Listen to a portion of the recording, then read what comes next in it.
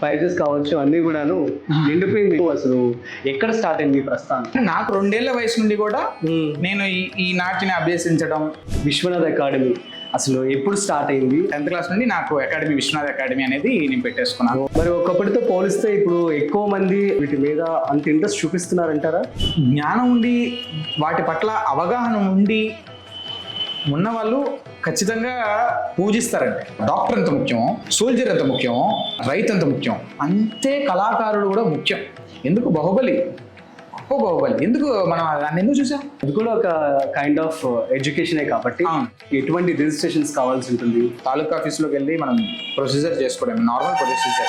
మీరు చేశారు దీనికి కూడా? చేసాం. స్కూల్ కూడా పెట్టుకోవడానికి అసలు ఏ లెవెల్స్ దాటాలి? లలిత కళలో ఏదైనా కానీ ఒక సముద్రం లాంటిది. లెవెల్స్ అనే ఇది చెప్పలేం ఎప్పటికీ కూడా.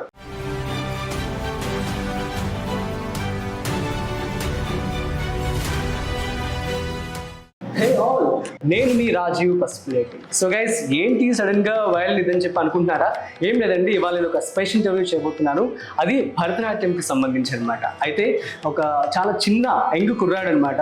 తాను భరతనాట్యం నేర్చుకొని తాను అందులో మాస్టర్స్ కూడా చేసి తనకంటూ ఒక క్లాస్ని తాను పెట్టుకున్నాడు అనమాట. సో పెట్టుకొని చాలా సక్సెస్ఫుల్గా రన్ చేస్తున్నాడు.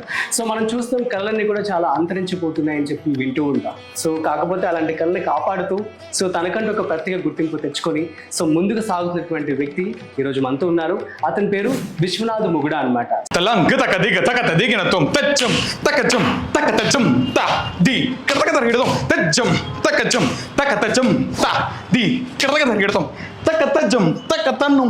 తకతర్రం తకతన్ తిత దిత కిడతగదర గిడతాం తిత దిత కిడతగదర గిడతాం తిత దిత కిడతగదర గిడతాం తా. సో తాను ఈరోజు మనతో ఉన్నారు. వారి మాటల్లో అసలు భరతనాట్యం గురించి అండ్ తన సక్సెస్ స్టోరీ గురించి వారి మాటల్లో అడిగి తెలుసుకునే ప్రయత్నం చేద్దాం. So let's shoot. నువ్వు ఎక్కడ స్టార్ట్ అయింది భరతనాట్యం? డాన్స్ ఎలాగా, అసలు డాన్స్ అంటే ఏంటి అన్న కాన్సెప్ట్కి వస్తే క్లాసికల్ డాన్స్ కూడా 5 రకాలు. ఆగమ సాంప్రదాయం, ఆస్థాన సాంప్రదాయం, ఓకే, మరియు ప్రబంధ సాంప్రదాయం, జానపద సాంప్రదాయం, 5వది అటవిక సాంప్రదాయం. ఆగమ సాంప్రదాయం అంటే పూజా విధానంలో దేవుణ్ణి ప్రార్థిస్తూ ఎలా సృష్టిస్తూ అంశాన్ని ఏదైతే చేస్తాం ఆగమ సంప్రదాయంలో ఉంటాయి ఆ సాంప్రదాయం మొత్తం కూడా. అదే తర్వాత ఆస్థాన సాంప్రదాయంకి వచ్చామనుకోండి, ఆస్థాన నాట్యంలో ఏంటంటే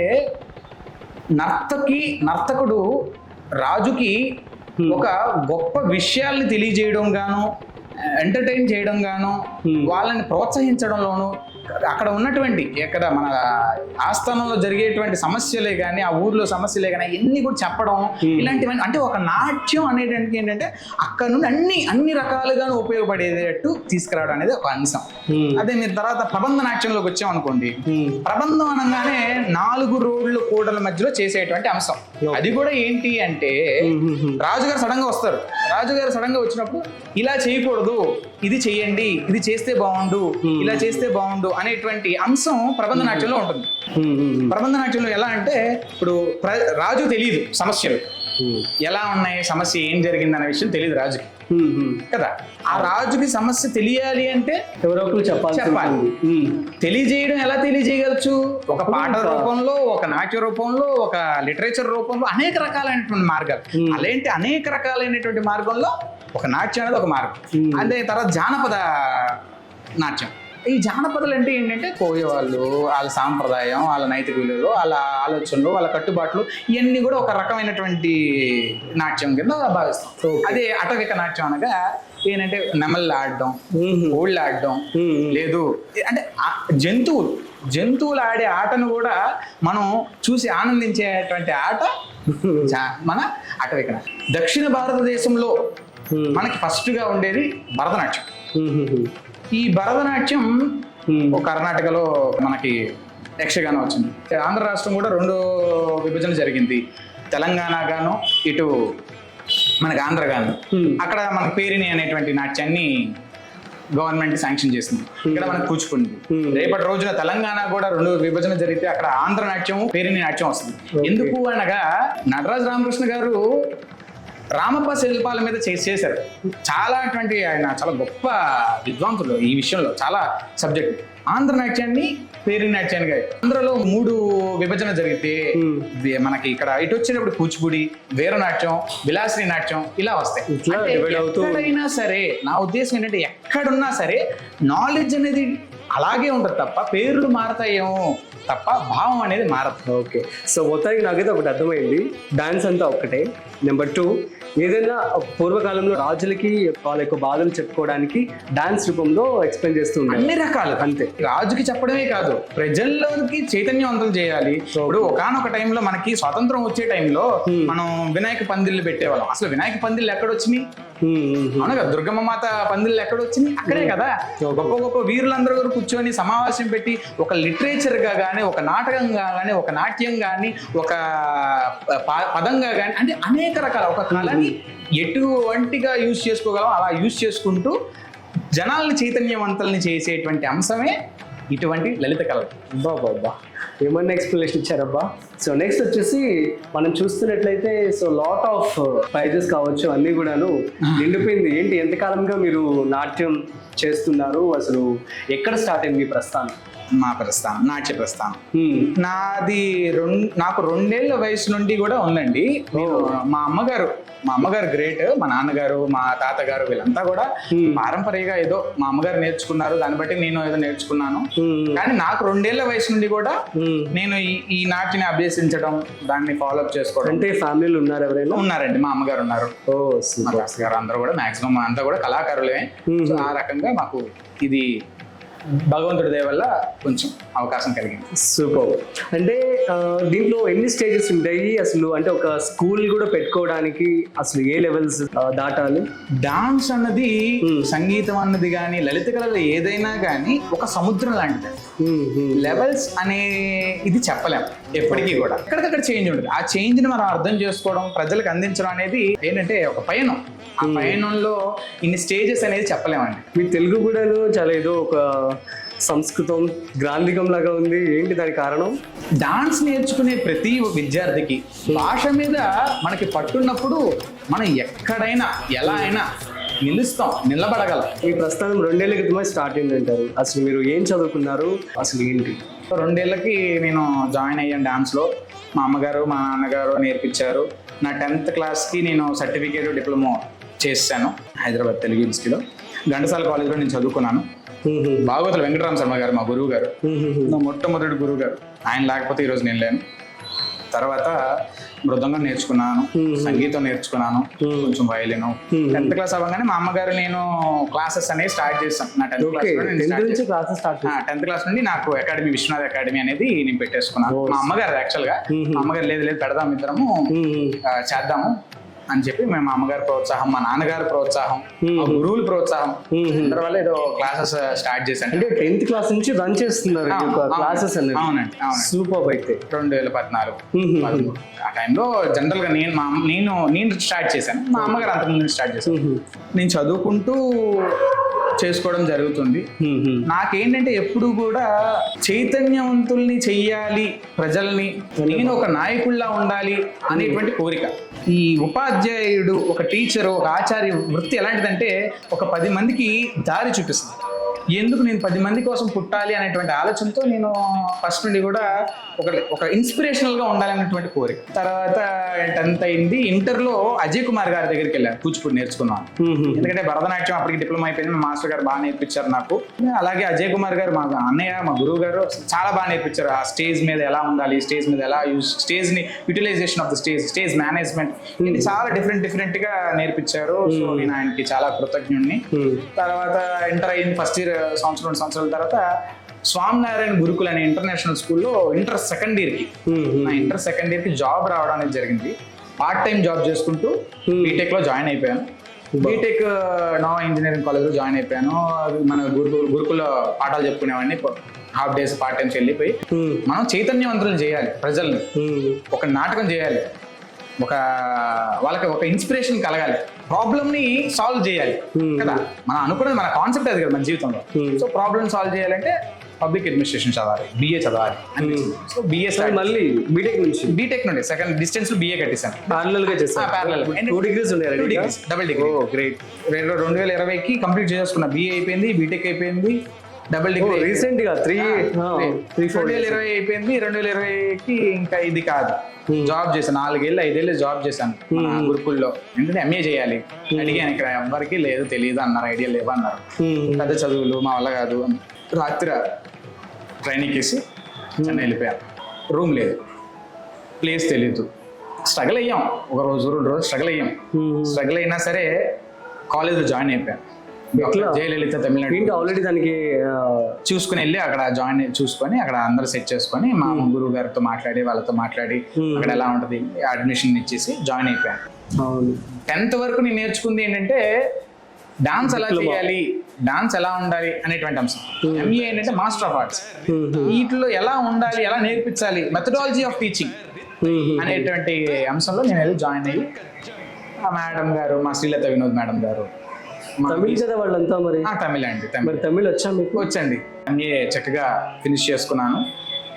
పిహెచ్డికి అప్లై చేశాను, నెట్ కట్టాను, చూస్తున్నాను. ఆ పయనంలో ఈ రెజ్యూమ్స్ ఇంకా ఎక్కడ ఉన్నాయి ఏంటి అనేది ఆచార్య నాగార్జున యూనివర్సిటీలో రెజ్యూమ్ పెట్టుకున్నాను. నాకు అవకాశం దొరికింది. ఇప్పుడు యూనివర్సిటీగా ఇప్పుడు గెస్ట్ ఫ్యాకల్టీగా చేస్తున్నారు. ఇప్పుడు చేస్తున్నాను. ఓ అమేజింగ్ దెన్, కంగ్రాట్స్. థ్యాంక్స్ అండి.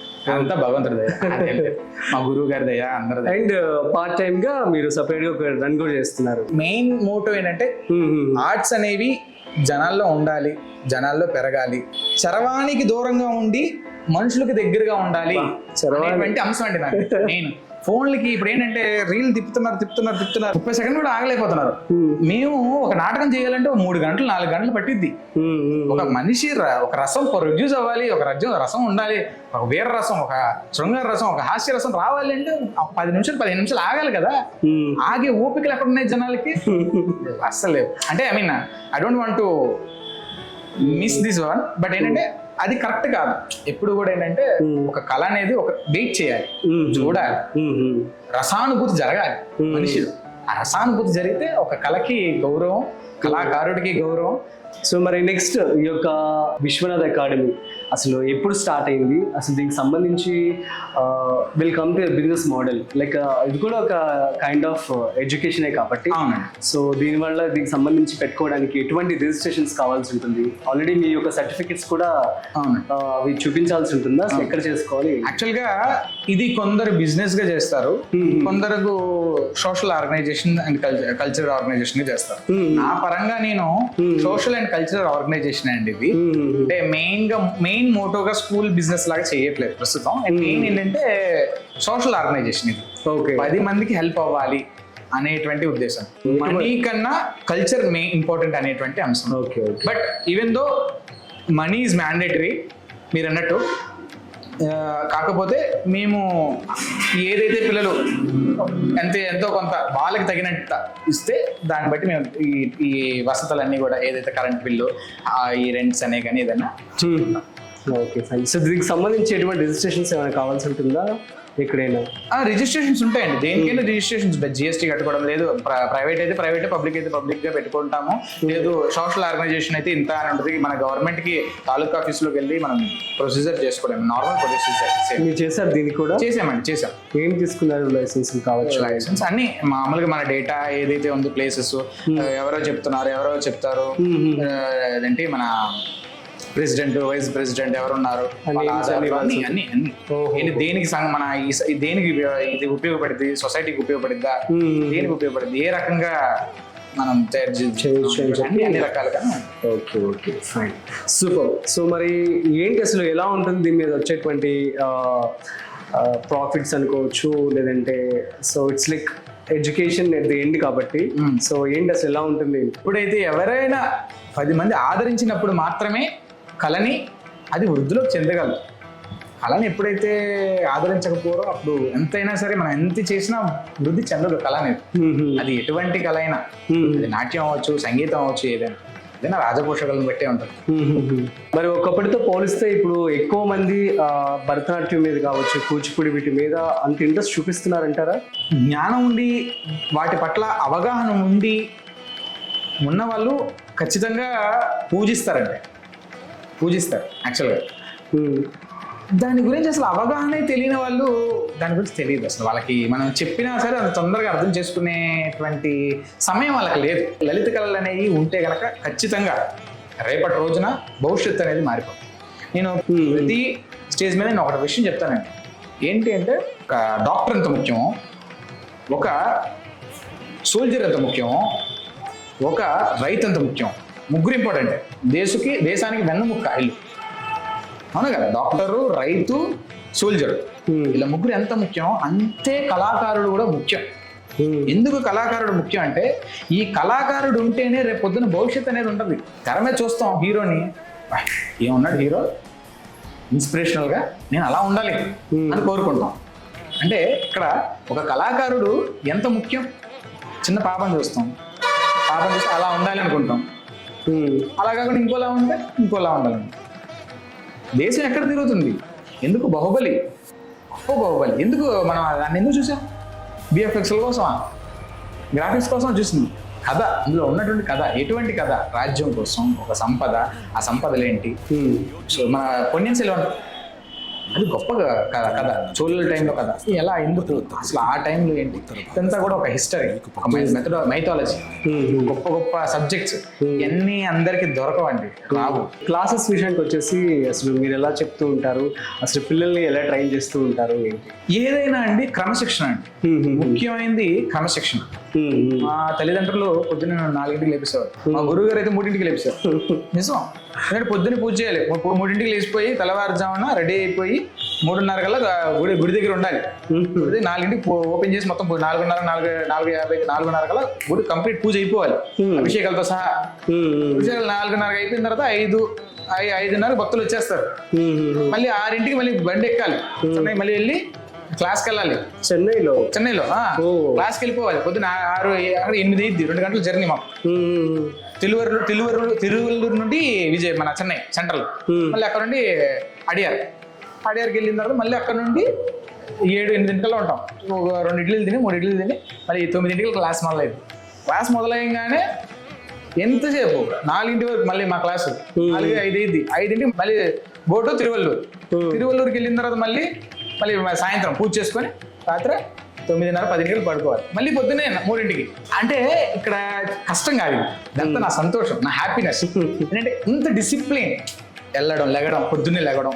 మనం దేనికోసం ప్రాక్టీస్ చేయాలి, ఏదో సాధించాలి. మా గురువు గారు నన్ను అసలు భలే నేర్పించేవారు. మాకు మా వెంకటరామ శర్మ గారు కూడా వెళ్ళేవాళ్ళం. పొద్దున్నే ఎగ్జామ్స్ ఉంటాయి, సర్టిఫికెట్లు. అంత నాలెడ్జ్ ఎక్కడ ఉంటుంది మనకి? ఇవన్నీ వేదాలు మనకి ఎలా తెలుస్తాయి? సబ్జెక్టు కూర్చోబెట్టారు, 1 గంట డాన్స్ చేయించిన 1 గంట చతుర్వేద అభినయాల క్వశ్చన్ లేదు, మన అష్టవేద నాయకులు లేదు, నాయకులు ఇలా క్వశ్చన్లు అప్పు చెప్పేవారు. రాయరా, కూర్చొని రాయరా, సరే మాస్టర్ గారు కూర్చొని రాశారు. అలా కూర్చొని రాసి పాస్ అయ్యాము. అంటే ద డెడికేషన్. మా పిల్లలకి వచ్చేటప్పుడు డిసిప్లిన్ అండి మెయిన్. వాళ్ళు వస్తారు, వచ్చి నుంచుంటారు, ఫస్ట్ ప్రేయర్తో మొదలైంది క్లాసు, నేర్చుకుంటారు. దేనికోసం వచ్చారు దాని గురించి తెలుసుకోవడానికి ప్రయత్నిస్తారు. వాళ్ళకి ఓపిక ఉండదండి ఫస్ట్. పిల్లలకు కూడా ఓపిక ఉండదు. 3 గంటలు చేస్తే ఏమైపోద్ది, ఒళ్ళు మొత్తం అంతా బాడీ మొత్తం అంతా కదిలిపోద్ది కదా, ఎక్సర్సైజ్ అయిపోద్ది బాడీ మొత్తం కూడా. ఒకప్పుడు రోజులు వేరు, ఇప్పటి రోజులు రోజులు. ఆ ఓపిక అంతా అయిపోయి వెళ్ళి ప్రశాంతం పడుకుంటారు.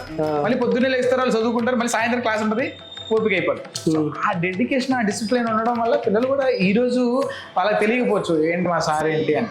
ఎప్పటి రోజున ఎలా ఉంటుందంటే ఆ భవిష్యత్తు వాళ్ళ స్టాండర్డ్ ఇన్స్పిరేషనల్ గా ఉంటారు. మన బ్రతుకు అనేది ఇన్స్పిరేషనల్ గా ఉండాలి 10 మంది. ఈ లైఫ్ లో ఏమైనా స్ట్రగుల్స్ ఫేస్ చేశారా అంటే ఇక్కడ వరకు రావడానికి? సో మాస్టర్స్ కంప్లీట్ చేయడం అంటే చాలా కష్టం. నేను చాలా తక్కువ మందిని చూశాను. వీళ్ళు పెద్ద సినిమాల్లో పనిచేసిన విద్వాంసులు ఉంటారు కదా, సో మేము ఎంజాయ్ చేసాము, అది చేసామని అంటూ ఉంటారు. సో చాలా రేర్ అనుకుంటే కదా. ఉన్నాయండి, స్ట్రగుల్స్ ఉంటాయి. ప్రతిరోజు మంది చూస్తూ ఉంటారు, ప్రతిరోజు స్ట్రగులే. మాకు ఉన్నాయి. ఎందుకు నేను చెన్నై ఫస్ట్ డే వెళ్ళాను, నాకు రూమ్ లేదు, అక్కడ రూమ్ లేదు, రోడ్డు మీద ఉండాల్సి వచ్చింది. ఆ రోజు నైట్ ఫుట్పాత్ మీదే ఉండాల్సి వచ్చింది. అటు తిరిగి సరే తప్పనిసరి ఫుట్పాత్ మీద పడుకున్నాం. లేచాం, మళ్ళీ 2 రోజు కామ్గా దేవుడు దండం పెట్టుకున్నాం, స్నానం చేసి గుడికి వెళ్ళి దండం పెట్టుకున్నాం, వచ్చాం. 2 రోజు కాలేజీకి వెళ్ళిపోయాను. తర్వాత 2 రోజు ఏంట్రా విష్ణు ఎక్కడ ఉంటున్నావు అని సార్ అడిగారు. లేదు సార్ చూస్తున్నాను సార్ రూమ్ కోసం. అప్పుడు రాత్రి 11 అయిపోయింది, 11-11:30 అయిపోయింది. లాడ్జ్లో ఎక్కడ రూమ్స్ ఎక్కడా లేవు. ఏం చేయాలో అర్థం కాల. మరి పరిస్థితి రోడ్డు మీద పడుకున్నాను, 2 రోజులు పడుకున్నాం, వచ్చే సమయాలు ఉన్నాయి. అంటే స్ట్రగుల్స్ అనేవి లేకుండా ఉండడం. ప్రతి మనిషికి స్ట్రగుల్ ఉంటుంది, స్ట్రగుల్ ఉంటేనే సక్సెస్. సినిమా త్రిబులర్ వచ్చింది సినిమా, అదొకటి. నా ఫ్రెండ్ కార్తిక్, పేర్లు ఎందుకులేండి, ఉన్నారు కొంతమంది గొప్ప విద్వాంసులు, వాళ్ళు చాలా గొప్ప విద్వాంసులు. అందరూ ఎలా ఉండేవాళ్ళంటే, సరే సినిమా కోసం సినిమాలో జట్టు ఉంటుంది. ఫస్ట్ స్టార్టింగ్ మీరు ఓపెన్ చేయగానే RRRలో జట్టు ఉంటుంది. ఆ జట్టు కోసం 2ంటికి సినిమాకి వెళ్ళాం. ఏంటి పొద్దున్నే 3ంటికి లాగాలి, మాకు తెలుసు. జత్తి అంటే మీ గ్లాస్ మా కౌంట్స్ ఆ జత్తి ఎలా ఉంటది అంటే, how we are dedicated to art అనేది. సో రాత్రి రూమ్ లేదు మళ్ళీ అక్కడ, మళ్ళీ రోడ్డు మీద ఫుట్పాత్ మీద పడుకున్నాం. 2వ రోజు ఎవరికి తెలియదు ఈ విషయాలు. అలా అని ఒక స్థాయి లేదా ఉంటుంది. అన్ని జీవితంలో 100 ఉంటాయి. పెద్ద పెద్ద రామానాయుడు గారు ఎంత కష్టపడ్డారు. ప్రతి సక్సెస్ఫుల్ పర్సన్ వెనకాల ఎన్నో స్ట్రగుల్స్ ఉంటాయి. ప్రతిదీ ఉంటుంది, చాలా ఉంటాయి. ఫ్రెండ్స్ కానీ, పేరెంట్స్ కానీ, బయట గురువులే కానీ, సపోర్ట్ ఉండబట్టి మాత్రమే 100 మంది సపోర్ట్ చేస్తేనే ఒకళ్ళు ఎదగలరు. లేదంటే ఎవరు ఎదగలేరు. అందరు సపోర్ట్ ఉంటేనే, సహకారం ఉంటేనే ఎదగలరు. ఇప్పటి వరకు ఈ స్టేజ్ వరకు రావడానికి థ్యాంక్స్ చెప్పాలి అంటే ఒక ముగ్గురికి ఎవరికి చెప్తారు? పేరెంట్స్, మా గురువులు, మా భాగవత వెంకటరామ శర్మ గారు అవన్నీ, మా శ్రీలత వినోద్ మేడం గారు ఏనివ్వండి, మా మదన్ కుమార్ గారు ఏనండి, మా అయ్యప్పన్ గారు ఓకలు నేర్పించారు, మా మృదంగం సార్, శేఖర్ సార్, శంకర్ నారాయణ గారు అవనివ్వండి. ప్రతి ఒక్కరికి ఒక్కళ్ళనే లేదండి, ఈ జీవితమే అందరూ పెట్టిన భిక్ష. ఏం లేదు, అందరూ సపోర్ట్ ఉండవాలి. ప్రతి ఒక్కరికి ఈ దేహం ఉన్నంత వరకు కూడా అందరికీ కూడా నేను వాళ్ళ పాదాలకి నమస్కారం చేసుకునే, ఎందుకంటే వాళ్ళందరూ తయారు చేశారు మనం. Super super. ఫ్యూచర్లో ఎవరైతే కళలు నేర్చుకోవాలనుకుంటున్నారో వాళ్ళకి, అండ్ కళల మీద ఇంట్రెస్ట్ ఉన్న వాళ్ళకి, లేని వాళ్ళకి, మీ స్టూడెంట్స్కి, వాళ్ళందరికీ ఏం చెప్తారు వీటి గురించి? ఈజీగా ఏది రాదు, వచ్చింది పోగొట్టుకోవద్దు. తపన అనేది కావాలి మనిషిలో. అది తపన ఉంటే ఏదైనా సాధిస్తారు, ఎవరైనా సాధిస్తారు. సినిమాలే ఉన్నాయి, అన్నిటిలోనూ కృషి చేస్తే మనుషులు మహా ఋషులు అవుతారు. ఇందులో ఎటువంటి ఇది లేదు. బట్ నమ్మకం, ఆశ అనేవి 2 ఉన్నప్పుడు వాళ్ళు ఎవరైనా సరే ఎదుగుతారు, అలా అక్కడ ఉంటారు. ఆ నమ్మకం అనేది తెచ్చుకోమంటాను. పేషెన్స్ అనేది ఎక్కువ ఉండాలి, డిసిప్లిన్ అండ్ డెడికేషన్. మెయిన్ ఇంకో విషయం ఏంటంటే అండి, అందరూ చెప్తారు డాన్స్ వేరు, కరాటీ వేరు, లేదు ఏమంటారు యోగా వేరు అంటారు. 3 ఒకటే. 3 పరమశివుడి నుండి వచ్చినటువంటి అంశాలే. ఈ 3 ఎలా ఉంటాయంటే, ఒకటే సింబల్స్ వాడతాం, ఒకటే కాన్సెప్ట్. నేను పిల్లలందరికీ కూడా చెప్తాను, డాన్స్ మీరు నేర్చుకునే సబ్జెక్ట్ ఉంది, మీరు నేర్చుకునే రోజు నేర్చుకునే లైఫ్లోనే ఉంది అని. ఎక్కడ సార్, ఎలా సార్ అని అడుగుతారు. Telugu, Hindi, English, maths, science, social 6 సబ్జెక్టులు మాకు సహజంగా. అవునా కదా? సహజంగా తెలుగు, హిందీ, ఇంగ్లీష్ని ఏమంటారు? కమ్యూనికేషన్ స్కిల్స్ అంటారు. అవునా? ఈ కమ్యూనికేషన్ స్కిల్స్ అనేవి మనం పాట పాడతాం, పలుకే బంగారామాయ నా కోదండ పాని అని. అవునా కదా? అక్కడ తెలుగు వస్తుంది, లేదు స్టేజ్ మీద మాట్లాడేటప్పుడు ఇంగ్లీష్ వస్తుంది. ఒక లాంగ్వేజ్ని అర్థం చేసుకోవడం, కమ్యూనికేషన్ స్కిల్స్ అనేది 3టికి వస్తుంది. అదే మీరు తెలుగు ఎంఏ చేయండి, ఇంగ్లీష్ ఎంఏ చేయండి, లేదు ఉర్దూ ఎంఏ చేయండి, ఎటువంటి ఎంఏ చేసినా అందులో ప్రతి దాంట్లోనూ ఆర్ట్స్ ఉంటాయి. ఇప్పుడు ప్రాథమిక మాధ్యమిక చేస్తారు, వాటిలో కూడా మీకు ప్రవీణాలను మధ్యలోనే ఎక్కడో భావాల గురించి, రసాల గురించి వస్తూనే ఉంటుంది. ఇంగ్లీష్ ఎంఏ చేయండి, అందులోనూ రసాలు, డ్రామా, షేక్స్పియర్ గురించే కానీ ఇవన్నీ వస్తూనే ఉంటాయి. ప్రతి చోట అలా అనేది ఉంటది, కానీ దాన్ని గుర్తించడం మన అవసరం. మ్యాథ్స్ కి రండి, ఒక కౌంట్ ఉంటుంది మాకు, మిశ్రమం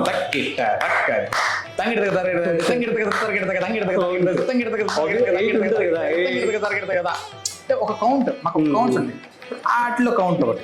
మ్యాథ్స్ ఎంత మ్యాథ్స్ ఇప్పుడు 8 ఉంటుంది, తక్క దిమ్మి తక్క జిన్ 1 2 3 4 అంట, ప్రతిదీ కౌంట్. మ్యాథ్స్ ఏంది? సైన్స్. మీరు బాడీ ఫిజికల్ గా చేసేటప్పుడు మొత్తం కూడా ఎన్ఎస్ఏ వస్తుంది. ఏది చేయాలి, ఏది చేయకూడదు, ఎక్కడ బోన్ ఉంటుంది, హెడ్ ఉపమ్మ, ఐబ్రోస్ ఉపమ్మ, కళ్ళు ఉపమ్మ అంట. అవునా కదా? మరి ప్రతిదీ నేమ్స్ తెలుసుకోవాలి, దాని యూజెస్ ఏంటి, మనకి హెవీగా అంటే ఇరిగిపోద్ది, కొంత ఉంచాలి, బెండ్ అనేది అనే విషయాలు అర్థం. సైన్స్ ఉంది కదా, సైన్స్ లో ఫిజిక్స్ కంపల్సరీ ఉందని నేను నమ్ముతాను. ఎందుకు? స్టేజ్ ఉంది, స్టేజ్ కొలత. తక్క దిమ్మి తక్క జన్ను తక్క దిమ్మి తక్క జన్ను అని ఎగురుతారు. ఇక్కడ నుండి ఇంతవరకు ఎగరాలి, అంతవరకు ఎగిరితేనే మన అవుట్పుట్ బాగుంటది. స్టేజ్ మీద కెమెరామ్యాన్ చూస్తారు మమ్మల్ని, లైటింగ్ ఉంటది. ఇవన్నీ ఎక్కడ అర్థమవుతాయి? ఫిజిక్స్ లోనే అర్థమవుతాయి. సోషల్ కూడా ఉంటది ఖచ్చితంగా. సోషల్ ఎలా ఉంటది మీకు? డాన్స్ లో జియోగ్రఫీ తీసుకున్నారు అనుకోండి, శ్రీశైలం వెళ్ళి ప్రోగ్రామ్ చేసాం. శ్రీశైలం కానీ నేను ప్రోగ్రామ్ చేశాను మన శ్రీశైలంలోకి వెళ్ళి. ఎలా చేసావు, ఎక్కడ ఊరు, ఎలా వెళ్ళావు, అవునా? ఇవన్నీ కూడా జియోగ్రఫీలో ఉంటుంది. ఎకనామిక్స్ తీసుకోండి, ప్రోగ్రామ్ మేనేజ్మెంట్ చేసాం, ₹1,00,000 పెట్టి ప్రోగ్రామ్ చేసాం. ఎంత ఖర్చు అయింది, ఎలా ఖర్చు అయింది, దేనికి ఎంత పెట్టుకున్నాం, ఉందా కదా? హిస్టరీ ఉంది. పలానా చోట నేను వెళ్ళి ప్రోగ్రామ్ చేశాను. ఇప్పుడు మన స్టేట్ డివిజన్స్ చెప్పాను నేను ఇందాక. ప్రతి స్టేట్ తెలుసు, ప్రతి దాంట్లో డాన్స్ తెలుసు, ప్రతి హిస్టరీ గురించి తెలుసు. ఒక రామాయణం చేసాం, ఒక మహాభారతం చేసాం స్టేజ్ మీద. ఇక్కడ ప్రతి దాంట్లోనూ డాన్సు, సంగీతం అని ప్రతి దాంట్లోనూ ఉన్నాయి. ఇందులో ఉంది, ఇందులో లేదు అనేది లేదు. సో చాలా మంచి విషయాలు మీరైతే మాతో పంచుకోవడం జరిగింది. సో మీ మాటలు, మీ యొక్క జర్నీ కూడా చాలా మందికి ఇన్స్పిరేషన్ అవ్వాలని చెప్పి నేను మనస్ఫూర్తిగా కోరుకుంటాను. Thank you so much for giving this valuable interview for us. And ఇట్లాగే మంచిగా ముందుకు వెళ్తూ మంచి సక్సెస్తో మీరు మంచి పేరు తెచ్చుకోవాలని చెప్పి కోరుకుంటున్నాను. ఖచ్చితంగా సార్, ఖచ్చితంగా. Thanks lot. నమస్కారం. That's it. సో సూపర్ కదా. సో చాలా మంచి ఇన్ఫర్మేషన్ అయితే మనకి ఇవ్వడం జరిగింది. సో నీ సంకల్పం గట్టిదైతే ఈ విశ్వం నీ వశం అవుతుందని చెప్పి నమ్ముతాను నేనైతే. సో దానికి సంబంధించి వన్ ఆఫ్ ది ఎగ్జాంపుల్ అని చెప్పొచ్చు. తన సంకల్పం చాలా గట్టిది కాబట్టి ఈ విశ్వాన్ని తన వశం చేసుకునే దిశలో వెళ్తున్నాడు అనమాట. So that's it. I mean to say that మంచి సక్సెస్ జర్నీ అనమాట ఇది గైస్. సో మరొక స్పెషల్ ఇంటర్వ్యూతో మళ్ళీ కలుద్దాం. సో అంతవరకు చూస్తూనే ఉండండి బాస్ వాలా బిజినెస్ తెలుగు యూట్యూబ్ ఛానల్. ఇంకొక విషయం, మన ఇన్స్టాగ్రామ్లో బాస్ వాలా బిజినెస్ తెలుగు అని చెప్పి ఒక పేజ్ ఉంది. ఆ పేజ్ ఇప్పుడే వెళ్ళి ఫాలో అవ్వండి. అదేవిధంగా డిస్క్రిప్షన్లో ఒక లింక్ ఉంటుంది. ఆ లింక్ క్లిక్ చేసి డౌన్లోడ్ చేసుకోండి బాస్ వాలా. This is Raji signing off. Boss Wala. Be the boss.